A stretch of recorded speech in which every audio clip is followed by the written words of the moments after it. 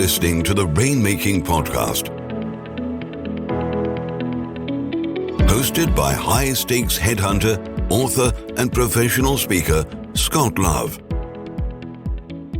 This is Scott Love, and thanks for joining me on the Rainmaking Podcast. We have a special guest today. Back in 2002, I was at a conference and I saw a speaker talk about client development and getting more business and growing your business. And I bought his book and it made a huge difference for me way back when. And today, he's our guest on our show. Mark LeBlanc runs a speaking business in Minneapolis. He conducts presentations and creates experiences for professionals who want to create an extreme sliver of focus and put more revenue in their pockets as business owners and professional services providers. As a business coach, he's clocked over 20,000 one-to-one coaching hours with professionals who want to grow their business or practice. In fact, he wrote the book, Growing Your Business. As a result of his work, people often share that they're more focused each day, attract more prospects, stimulate more referrals, and create a path for generating more business. On a personal note, next summer he'll go on a short 500-mile walk across Spain for the fourth time. I hope you get some great ideas from Mark today. I'm excited to have on the Rainmaking Podcast a special guest, somebody that you've probably already heard of. His name is Mark LeBlanc. Mark, thanks for joining us on the show today. Hey, thank you so much, Scott, for having me. Yeah, I'm excited to have you here. You've got some great content and some great ideas that I think are going to help our listeners to get more business. And I like the way that you approach business philosophically. It's just a real soft, easy touch. It's just fantastic, and it's a good fit for our listeners. But tell us first about you, Mark. Tell us about where did you start your journey in your career, and how did you end up to where you are today? Well, thank you for asking. I have been on my own virtually my entire adult life. I had a job once for about 6 months, and I found out at a very early age that I was unemployable. In fact, I was inspired by the two words, "You're fired." Oh, no. And at the ripe young age of 21, I made a vow that I would do whatever it would take to make it on my own. Wow. Well, tell me about that. What type of work were you doing? Well, at the time, I was a straight commission printing salesman. And I was just fascinated by what happens when paper and ink comes together. It was less about printing, but back in the mid 80s, early to mid to late 80s, I don't even know if the word branding had even been invented. Right. But I really was fascinated and struck by how a company, and mostly in the small business world, could make their mark with printing and printed pieces. In fact, I bought one of the very first Macintosh computers with a 300 DPI laser writer for $9,500. Oh. And it turned out to be one of the best investments of my career. But over the next 38 years, I'm 59, and I've had some good years. I've had some bad years. I've had some great years, and I've had a few that I would just as soon leave in my rearview mirror, but I wouldn't trade it for anything, Scott. That's great. And then tell us about some of the concepts that you have. You have a pretty innovative yet simple and replicable concept of getting a referral strategy going. Tell me about that. Well, how it began, I have a little two-step creative process. Whenever I have a problem, a challenge, an obstacle, something I want, I go through a little two-step questioning process. And for this particular strategy, the question number one was, how can I get more people talking about me? I mean, how can I create that word of mouth? Because most professionals, they dream about getting more referrals, but they're not deliberate about it. Right. And so my first question was, how can I get more referrals? The second question is, what can I specifically do in order to make that happen? Right. And you can apply that little two-step questioning process to really anything that you want. But at this particular time, this was now the early 90s, when I started my speaking business. I owned a creative graphics printing and mailing company for 10 years. That was my first foray into business, it was always my goal to grow up to be a professional speaker. Mm. And I worked on it while I was building my business over a 10-year period. And I built my business and spent a year positioning it for sale. I sold it in 92 to launch my speaking and business coaching business and to write books. And so I'm 28 years now as a full-time professional speaker, but I wanted to get more people talking about me. And the strategy was born from those two questions. And essentially, the response came, or the sort of the strategic brainstorming process, quite frankly, with myself, really boiled down to put together a list of the people who are in a position to go out of their way and would be open to making a positive connection on your behalf. But that's how it started. That's a great concept. Let me kind of ask you this, and I like everything that you're saying, and I think and I'm really curious to hear more about this, but tell me, from what you've seen, those people that are in the rainmaking role, they dream of getting more referrals. That's what they want, but they never seem to get them, or they don't have any sort of plan. They just think it's just going to happen randomly. And tell me why that is. Well, I think, and I'm not really sure how or why. I have some guesses. Quite frankly, I think people are lazy, or they believe that if they just do good work, that somehow their clients are going to spread the word. And there truly is a difference between serving a client well and having a satisfied client versus turning that satisfied client into an enthusiastic champion, or what I call advocate for your work. Well, let's kind of go down this path a little bit. What would be the characteristics? Let's say I'm in the business of professional services. How would I know who is going to be that advocate? What's the characteristic of that? Well, I believe that there actually is a gene in your DNA that is a connecting gene. But let's go back to this idea of, if I just do a good job, people will refer me. I don't know about you, Scott, but I have a lot of satisfied clients who don't refer me. Right. And the challenge becomes then, well, why, if people are happy with you, that they might not be referring?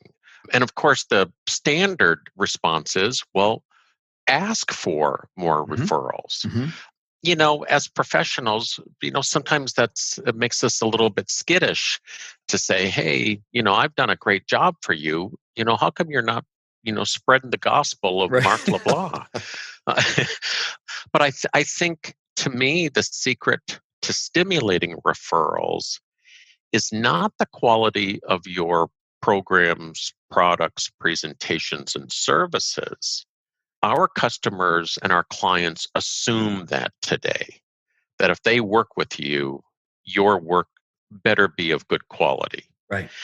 But I think the secret to stimulating referrals is that your client enjoys the process of working with you. How was that client enrolled? What are you specifically doing in order to set that client up to succeed? And I'll give you an example. You may have the most amazing car, pick your dream car, whatever that might be. You might love the car, but if you did not enjoy the experience of buying the car, you will never make a referral to that dealership or to the person who sold you the car. That's right. People will say, well, Mark, I really like your new car. Where did you get it? It's like, I don't remember where I got my car, because we don't want to put people we care about in that similar buying experience. Right. What's interesting is that within my recruiting practice just last week, I was working on a difficult search, and I called one partner who wasn't interested, and he went out of his way to offer a referral to someone. And I always ask, are you okay if I mention your name? They said, sure. And as I was thinking about why he did that. Apparently, I must have said something where he trusted me or he really wanted to help me. But when people make a referral, it's like you're borrowing that trust. He's getting the trust that he has with this other person, and he's giving it to me. And in my business of dealing with lawyers all day, those are people that are risk averse. So it's like a triple win if you can get a lawyer to refer someone, because it could look bad on them.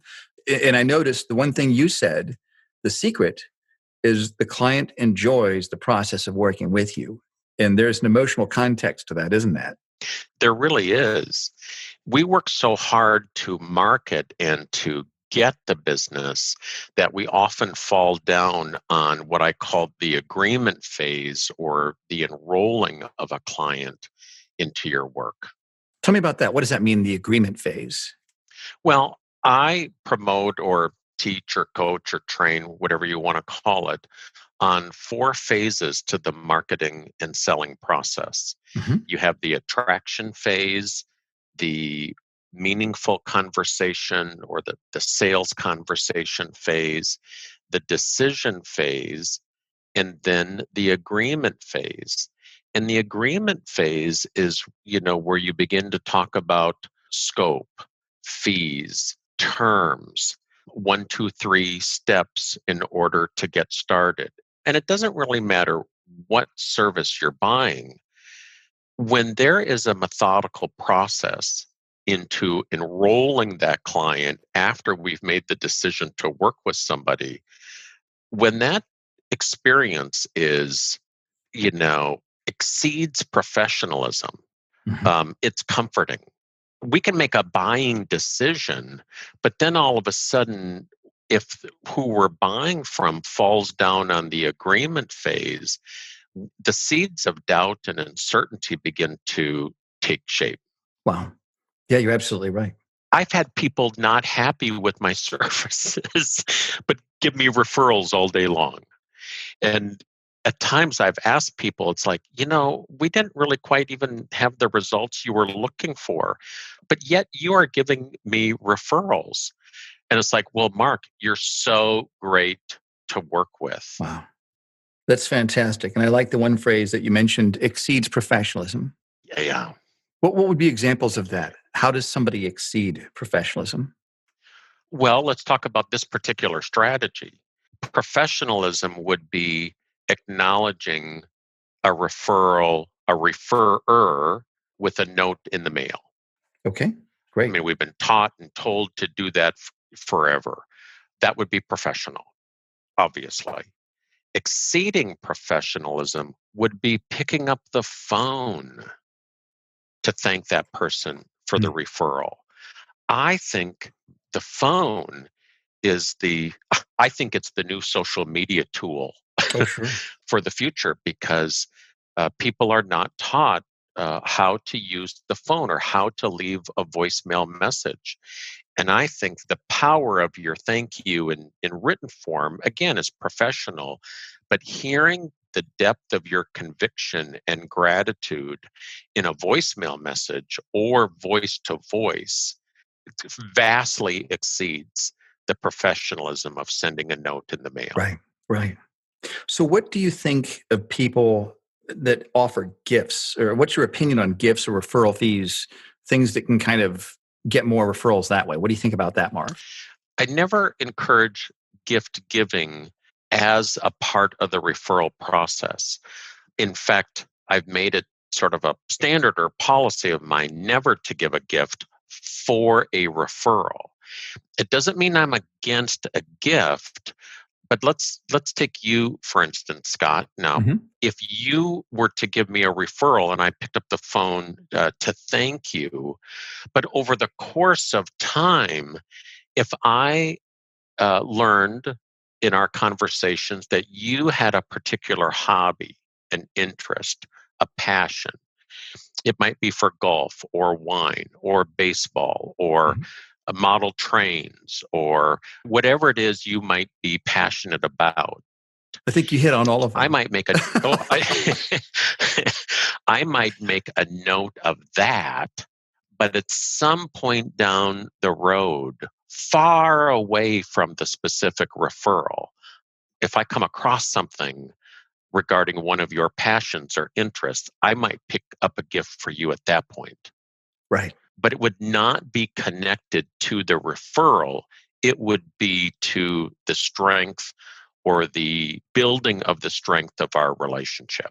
That's great. I like that. It doesn't seem as cheesy as some people that say, "Oh, if you refer something to us, we give you a percentage of whatever, or a flat fee, or something like that." And I always feel awkward. I feel awkward when people tell me that about their service, and it just doesn't feel congruent. It doesn't feel right to me. Maybe you and I are a little bit old school Hmm. on that. That's a different kind of relationship. And we call that the affiliate relationship or some kind of cooperative marketing agreement.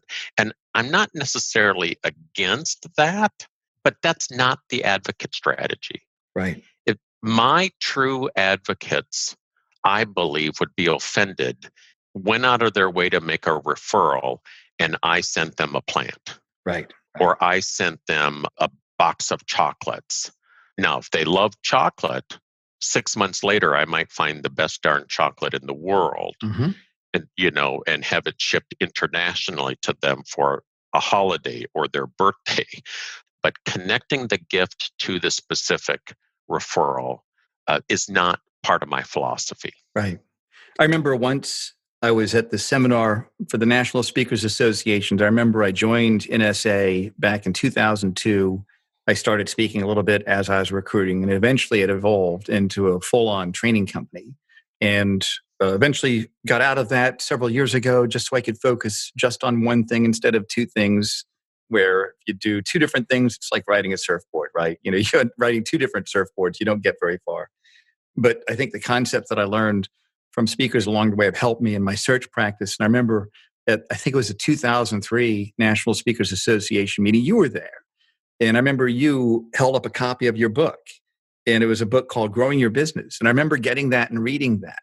And tell me about what led up to you writing that book. And then let's kind of go deeper into some of the strategies that you came up with that you talk about. Well, that little book came out 20 years ago in late 99.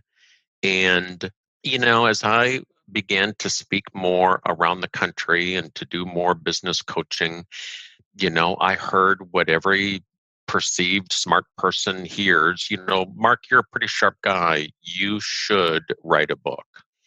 And my confidence as a writer was not that high. Mm. I was not, as I wasn't as practiced. It wasn't something that I was working on. But I kept hearing it, Mark, you should write a book. You should write a book. You should write a book.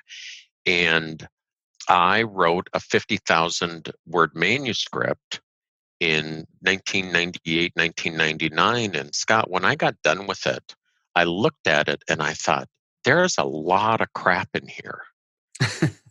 And so I cut 43,000 words and published a small mass market size type paperback book, 77 pages.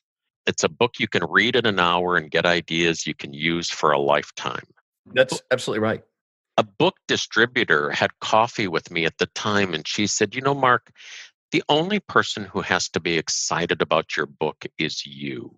Wow. And I never forgot that. And so I cut 43,000 words and was left with about 7,000 words of, one story, a number of ideas and tips.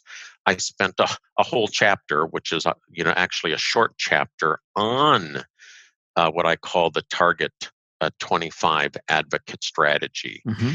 The interesting thing, Scott, about that little book and what I'm most proud of is even today, 20 years later, I have reached over 800 quantity orders of that little book. Mm. This year, I will have probably 10 or 12 people who will reach out to me 20 years after the publishing of that book and say, I want to buy 50 copies. I want to buy 100 copies. And my joke is, it's like, wait till the anniversary edition comes out so I can get my junior high photo off the back cover. That's great. That's great. Well, I like your book. I also read your other book that you co-wrote with Henry DeVries, Build Your Consulting Practice, which I thought had some great tactical ideas, very simple, very clear, and it gets right to the point. And I know that people that are busy, that's what they want. They want content that gets right to the point. Let me ask you this. The advocate strategy, it's a simple concept. What are some general ideas that you think people can take and get value from with that concept right away? Well, I believe it's the lowest cost, highest return strategy that a professional can put into play.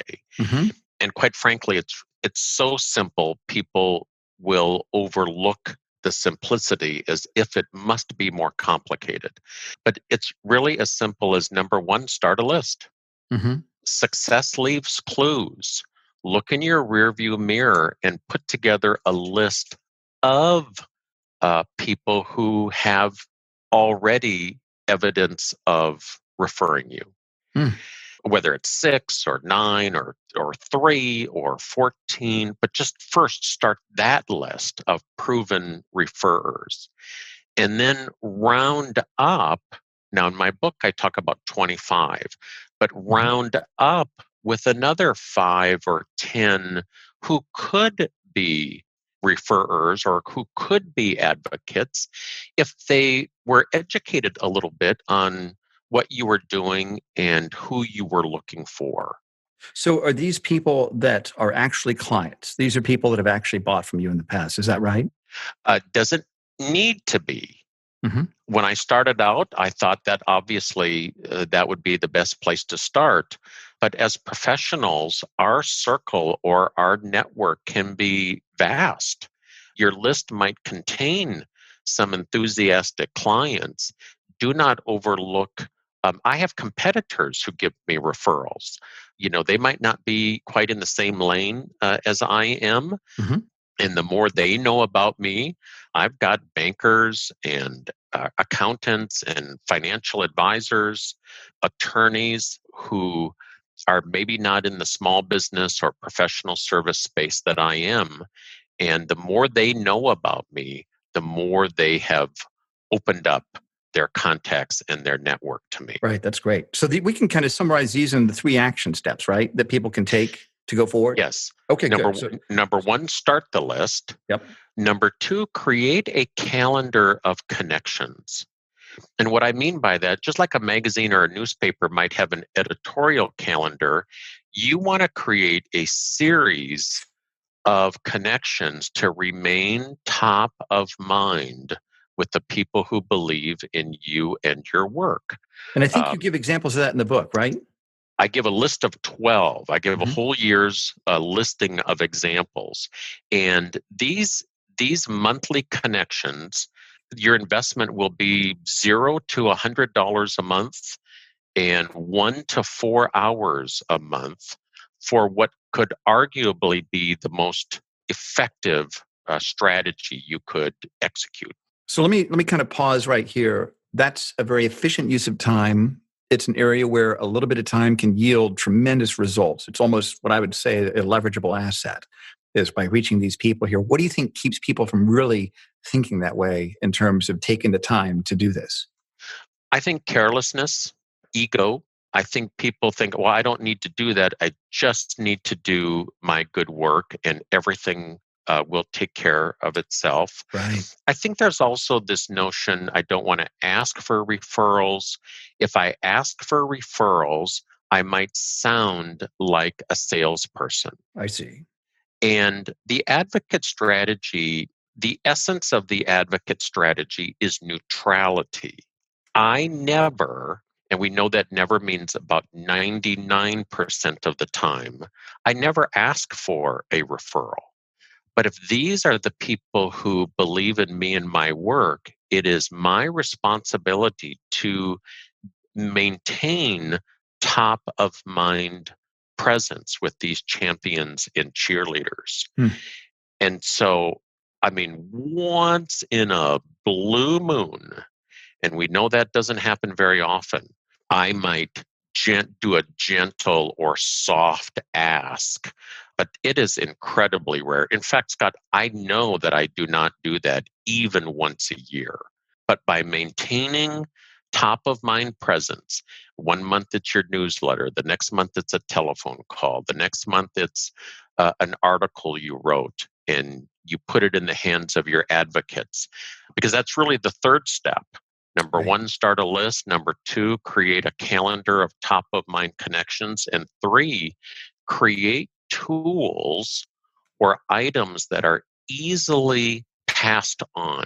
If I put a white paper or an executive report or a strategic article in your hands, Scott, in email form, and you believe in me, are you or are you not more likely to hit forward and send that on to a few people that might benefit from that content?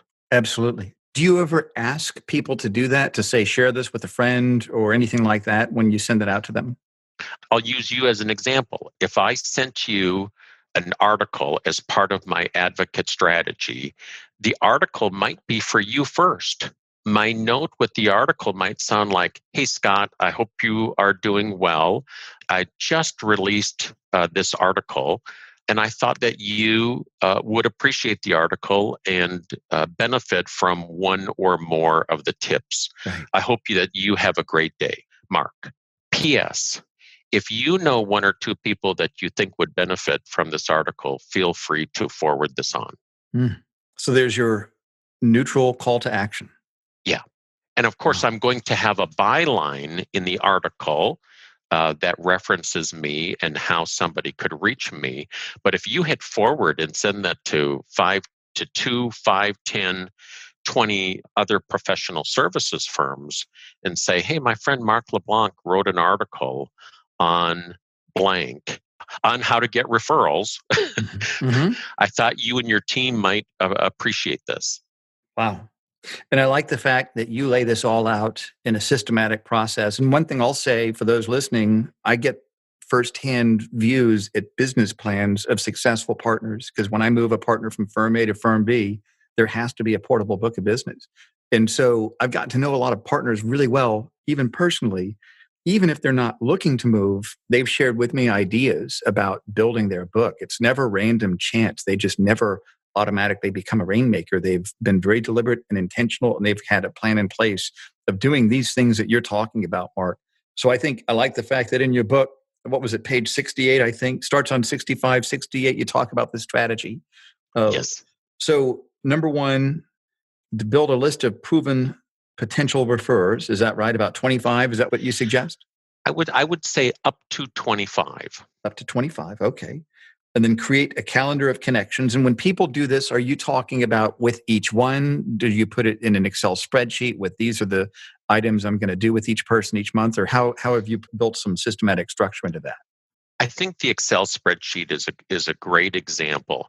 And in most cases, Scott, my August connection or my September connection is going to be the same tool or message to the entire group. It would be to become too unwieldy to try to do a personal or personalized connection to each advocate every 30 days. Right. But once or twice a year, I might reach out to you or an advocate, have a virtual coffee, that check-in conversation, again, void of asking for referrals, but just letting you know what I'm excited about. That's And great. so once a year, that conversation, or once a year, that personalized gift to, one of your interests or passions. And Scott, quite frankly, it's the ultimate relationship building strategy, nurturing strategy with the people who believe in you and your work.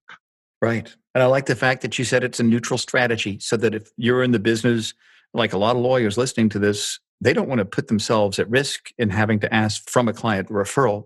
That's not neutral, but they can put this information in their hands and that kind of stimulates those referrals coming in, which I think is a great strategy, Mark. For sure. And then action step number 3 is creating tools of items that are easily passed on. What do you think about links back to your site? Do you think a PDF of an article is better or a link back to your site? What do you think? I do think that the PDF is a better use of a tool. Again, I might be showing my age here, but sometimes when somebody sends me a link to something, it's like, hey, Mark, here's the link to my site. Go read all about me. Right. To me, it's a moment of irritation. There's a time and a place to make sure they know your website. I think it's the lazy professional's way out to just simply send a link. Right. I get that. So, Mark, you've given some great content here. Let me ask you, tell us about the offerings and services you have to those listening. If people, and then we can talk about some of the offerings on the show notes that we can have as well. For sure. I would love to make available the electronic version, the ebook version of my book, Growing Your Business, to any of your listeners who want to request it. And with the assurance that you will not go on our database, you will not become one of our peeps, our tribe, a member of our herd. You're not going to get an email every day for the next 7 years. We will send you the electronic version of Growing Your Business simply for asking for it. That's great. We'll put the link on the show notes, but if people want to get that, what is that? It's growingyourbusiness.com. Is that right? Correct. My site is growingyourbusiness.com or markleblanc.com. That's great. And then, Mark, so you speak at conferences, at conventions, and tell me about any other services that you have for those listening. Well, all of my work is under the umbrella of professional services. So whether it's speaking at a meeting or conference or event, I also stage a number of my own events for professionals, including our Table of 12, 3-hour virtual business experience. I'm somewhat known, some might even say renowned, for our Achiever Circle business development retreat. This fall, I will do number 152 of our weekend business retreats. And I do those for individual professionals that I bring together from all over North America. But I've had a number of firms also do a private Achiever Circle for their business development team. Well, that's fantastic.